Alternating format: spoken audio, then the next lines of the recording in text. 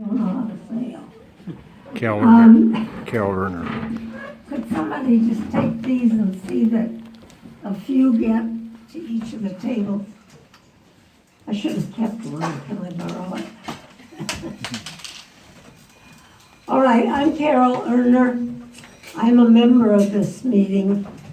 I haven't worked on just nuclear weapons all my life because for 35 years my husband and I, and for a while my little children, including that one with white hair over there, lived in what was then called the Third World. And so I worked during that time with the poorest people I found around me, or on human rights, while my husband worked at the top with governments on development of some of the poorest countries, like Libya, Philippines, Bhutan, Bangladesh, Lesotho, Egypt. And those people I worked with and came to love are still inside me. And I'll say that's a lot of why I work on nuclear abolition again now for everybody.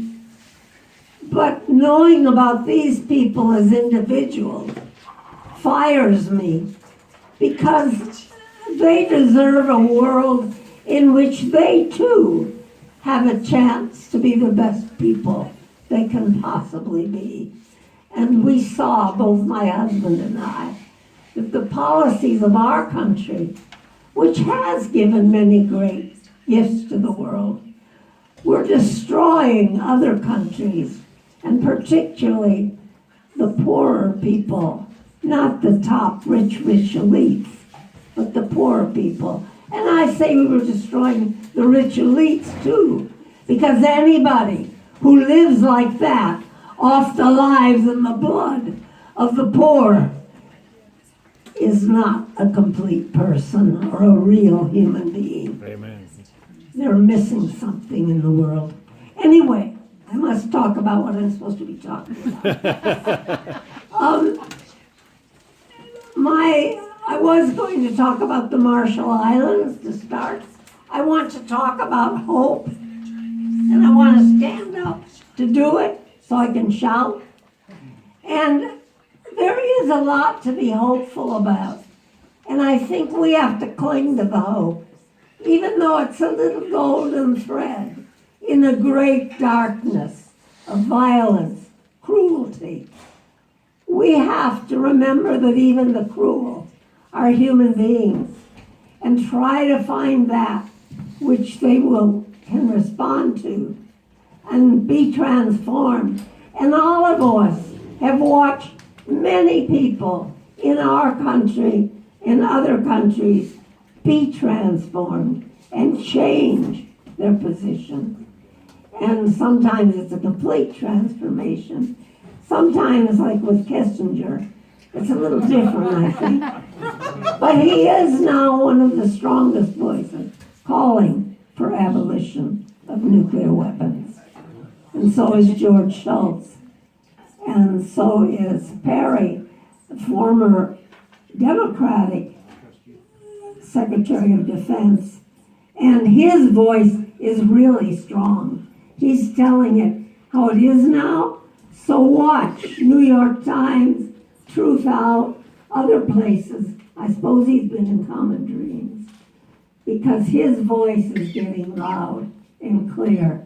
He's in the process of a pretty complete transformation. Anyway, I must watch my watch. I was going to talk about the Marshall Islands first. I'll only say a little bit because Helen has talked about it, shown you a slide. But this is the most tragic story I know at this time.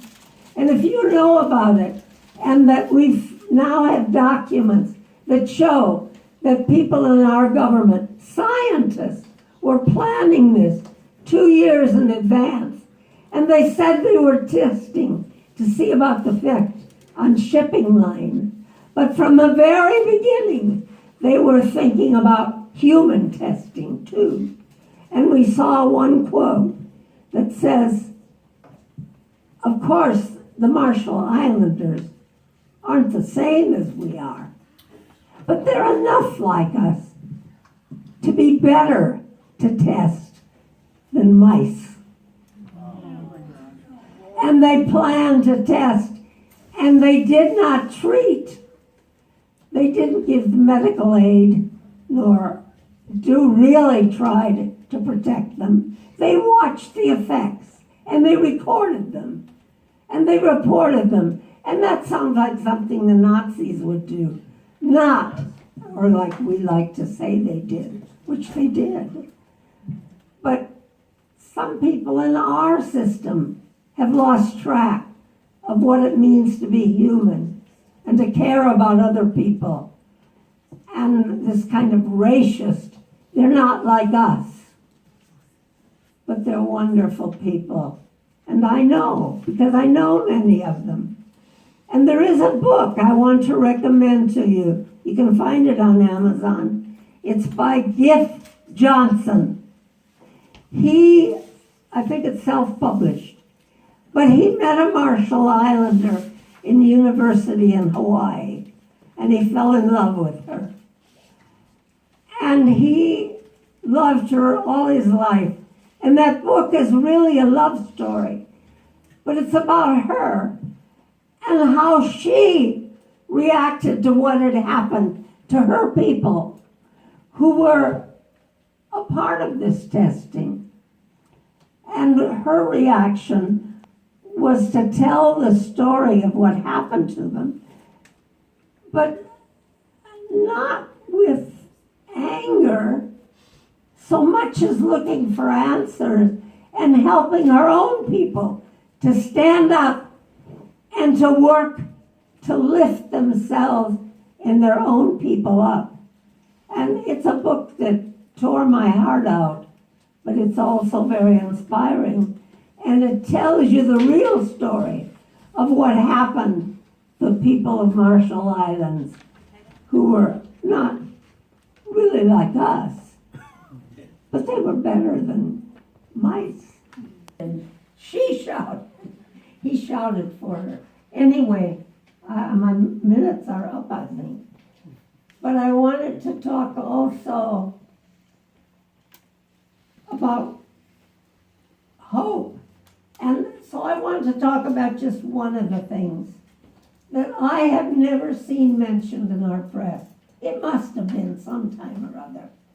But 159 nations of the 193 that belong to the United Nations have come out publicly, and to Ban Ki-moon and to the world, except we don't hear it, to say we must ban nuclear weapons.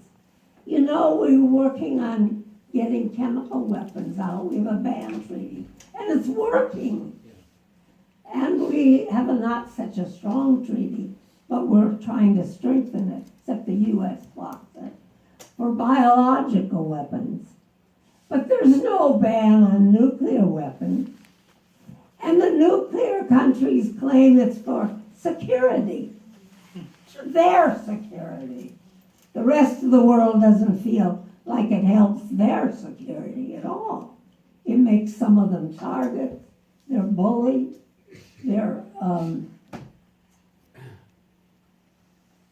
And they know what would happen if a nuclear weapon struck any country in the world. So let me just tell you quickly that these 158 nations, it really started with the Red Cross, who have been against nuclear weapons and calling for their abolition from 1945 on. But recently they've been calling with louder and louder voice and saying if even one city were nuclear bombed, there's nothing we could do to help. Nobody could help. You can't send in anybody there to help them. They just have to suffer and die like the people did in Hiroshima, but be left to that.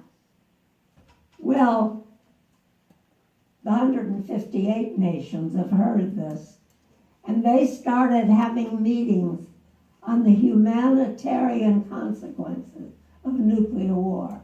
Because the powers, the big powers that have nuclear weapons for their security, talk about strategy and how we defend ourselves and how we attack and how we fight a nuclear war.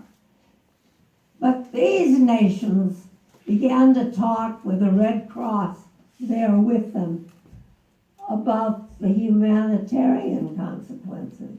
What happens if a nuclear bomb is dropped? And